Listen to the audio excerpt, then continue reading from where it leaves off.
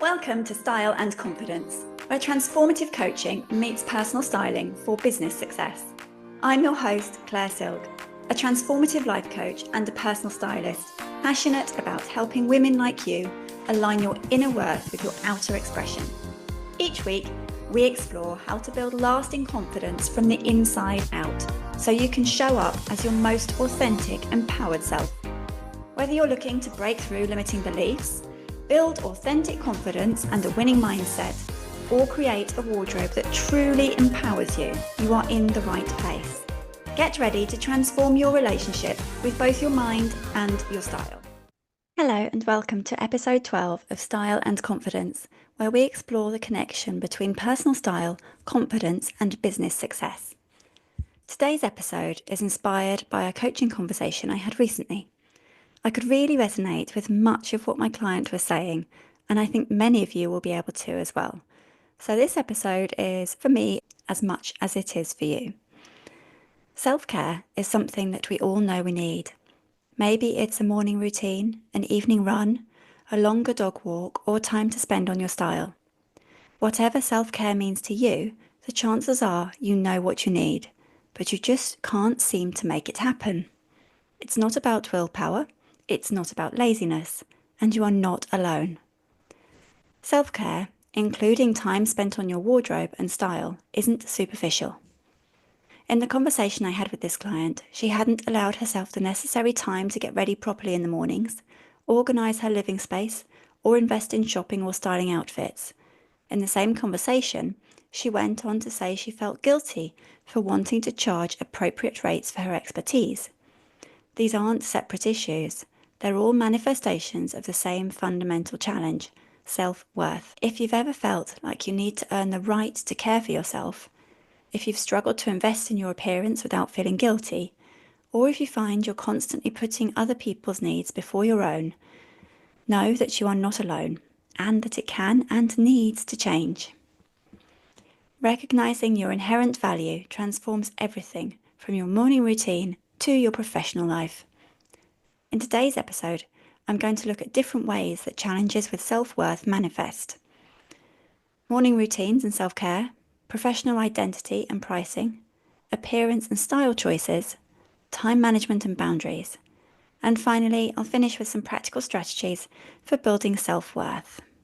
According to the American Psychological Association, your self-worth is your evaluation of yourself as a capable and valuable human, deserving consideration and respect.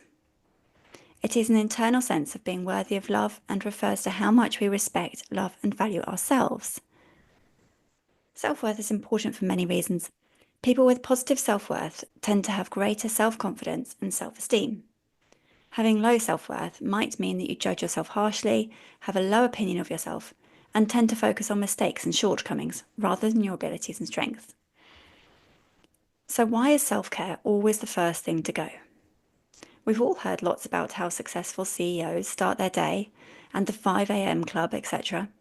But how you start your day not only reveals a lot about how you value yourself, but it also makes a difference to the way you feel about yourself for the rest of the day. My client was clear when she said that she knew how much her morning routine made her feel centered and ready for the day, but she constantly skipped it because she felt like she had too much to do. She didn't feel she could relax or focus on herself until everything else was done. I know that feeling. I am always the last to leave the house and often get moaned at, but it's only because I've spent time making sure everything else and everyone else is sorted before I get myself ready. On good days, I get myself completely ready first, and then I do everything else. I know this works, so why don't I do it every day? Does this sound familiar? It isn't just about time management, it's about feeling worthy of that time. We've all been conditioned, especially as women, to prioritise everyone else's needs and to associate our worth with output. And resting, slowing down, that often gets labelled as a luxury or worse, as selfish. When we constantly put ourselves last in the queue of our daily priorities, we're making a statement about our value. We're essentially telling ourselves, everyone and everything else deserves attention before me. But starting your day by honouring yourself isn't selfish, it's necessary. And it sets the tone for how others will value you throughout the day. Your morning routine, whatever it includes, isn't something you do if there's time left over. It's the foundation that makes everything else possible throughout the day. Tomorrow morning, before checking your phone or diving into tasks, try giving yourself just 5 minutes. 5 minutes to do some breath work, to set your intentions and goals for the day, and to simply be with yourself. Notice the resistance that comes up, the voice that says you don't have time, that other things are more important. Notice it and let it go. Starting small creates a powerful shift. When you decide you deserve those 5 minutes, you're making a radical statement to yourself. I matter. My well-being matters. And that single decision begins to ripple through every area of your life. This includes our professional lives. The client I mentioned earlier is highly skilled and good at her job. Even so, she shared her discomfort when pricing her services for a high-level client. She was worried about charging what her expertise was actually worth. She found herself unable to charge what she really wanted, offering discounts before being asked, and generally undermining her own value. Does this pattern feel familiar to anyone else? What would you say if it was a friend or a colleague? It's fascinating how we can recognise and champion other people's value whilst simultaneously discounting our own. How we value our time and expertise in professional settings directly reflects our sense of self-worth. If deep down we don't believe we're enough, we'll consistently undercharge, overdeliver, and burn out trying to prove our value. One powerful exercise I've found helpful is to imagine pricing your services as if you were advocating for a respected colleague or a friend. Take the emotion out of it and concentrate on the value of the services you deliver. What would you say about their expertise? What value would you place on their time and knowledge?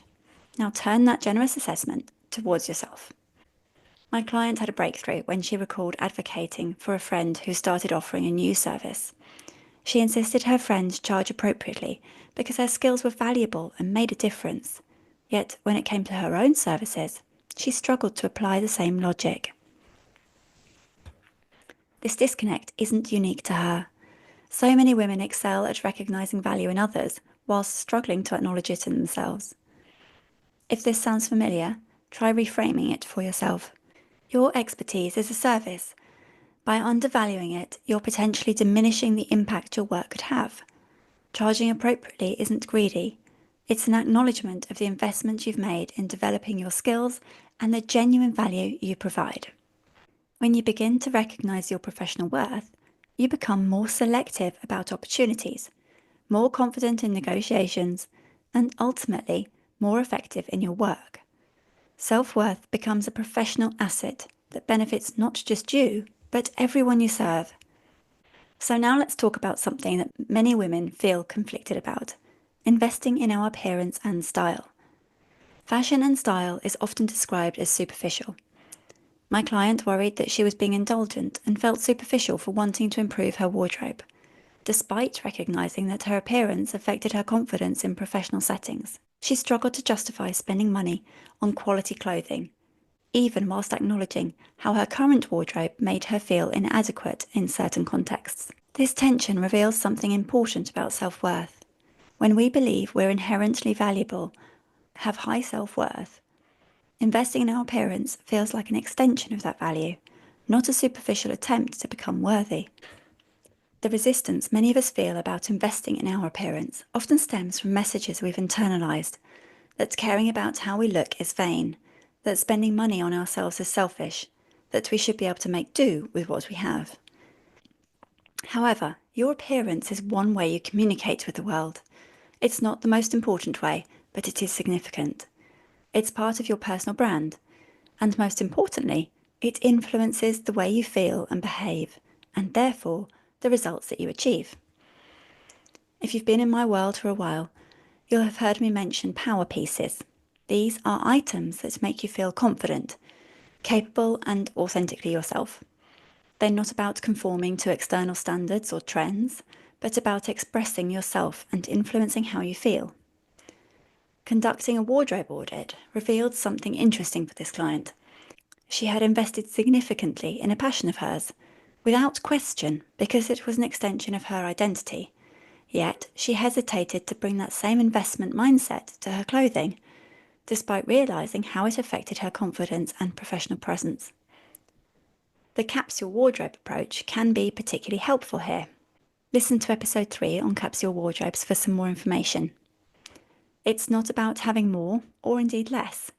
It's about having items that truly align with who you are and how you want to show up in different contexts. Whether that's meeting clients, creative work, or casual settings, or even dog walking, having designated capsules for different aspects of your identity can simplify decisions whilst honouring all parts of yourself. Here's something you can try this week. Identify 3 items in your wardrobe that make you feel most confident and capable. Notice what they all have in common. Is it the fit, the colour, the style? Now imagine building more of your wardrobe around these qualities. This isn't about conformity or fashion. It's about creating a style that aligns with your internal worth. Remember, dressing in a way that honours your worth isn't superficial. It's a form of self-respect and self-care that influences how you show up in every interaction. So let's move on to time management and boundaries. Time is our most precious resource, and how we allocate it speaks volumes about our sense of worth. Perhaps you are feeling constantly overwhelmed by commitments, struggling to prepare for social events because you prioritise organising everything else first, leaving little time for yourself. It's crazy, but sometimes even resting can feel stressful and like another thing you have to do. Personally, I find it hard to relax until I've finished all the little jobs that need doing in the evening. This pattern of overcommitment and putting ourselves last in the queue isn't just about poor time management. It's a reflection of how we value ourselves relative to other demands. When we believe we're worthy of care and respect, we begin to guard our time more carefully. We recognise that saying no to certain requests isn't selfish. It's necessary for sustainability and effectiveness in what truly matters. Your time is valuable because you are valuable, not because of what you produce or accomplish during that time. This challenges the productivity mindset that has us constantly trying to earn rest. You don't need to justify taking time for yourself by being productive first. Rest isn't a reward for hard work, it's a fundamental need and right. Indeed, without it, we are unable to do hard work anyway. Next time you find yourself saying, "I'll rest when I finish everything," pause and reverse the order. What if rest came first, enabling you to approach tasks with more presence and effectiveness? This isn't about abandoning responsibilities. It's about approaching them from a place of sufficiency rather than depletion. As I said earlier, I've recorded this episode for me as much as you. The client who inspired this episode found that by giving herself permission to prepare for social events before completing all the household tasks she had, she actually reduced her stress levels and improved her experience overall.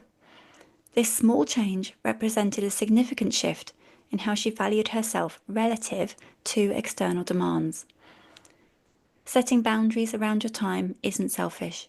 It's an act of self-worth that ultimately benefits everyone around you.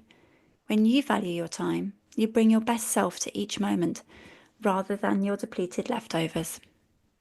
So, how can we build self-worth? Self-worth is not a destination. It's a practice we need to cultivate daily. Here are some practical ideas that you might find helpful. First, notice your language. Do you apologise for taking up space or time? Do you diminish your achievements or contributions? Our words both reflect and reinforce our sense of worth. Try eliminating phrases like "just checking in" or "just emailing" or "I just wondered if," "sorry to bother you," and replace "I only" with "I" when describing your accomplishments. This also helps you come across more confidently. Second, create environments that reinforce your worth. A disorganised wardrobe, a cluttered house, or a messy working space contribute to feeling overwhelmed and undervalued. Simplifying your space creates a physical environment that honours your need for clarity and calm. Your physical surroundings send powerful messages to you about how you deserve to be treated, including by yourself. After all, how you do one thing is how you do everything. Third, practice receiving. This is challenging for many women who are more comfortable giving than receiving. Start small. Accept compliments with a simple thank you, rather than deflecting or minimising. Many women, when complimented on their outfit, might say, "Oh, this is old," or "Oh, I just got it from and it was really cheap." Just say thank you and allow other people to help you without feeling the need to immediately reciprocate. Receiving graciously is an acknowledgement of your worth. Fourth, identify your worth anchors. These are reminders of your inherent value that aren't tied up to performance or appearance. They might be relationships, spiritual practices, creative expressions, or moments in nature. Return to these anchors during times when your sense of worth feels shaky. Finally, recognise the importance of community in maintaining self-worth. We need mirrors that reflect our true value, especially when we struggle to see it ourselves. Cultivate relationships with people who recognise and remind you of your worth. Remember that building self-worth isn't about reaching perfection. It's about creating a compassionate relationship with yourself that acknowledges your fundamental value, not because of what you do, how you look, or what you achieve, but simply because you exist.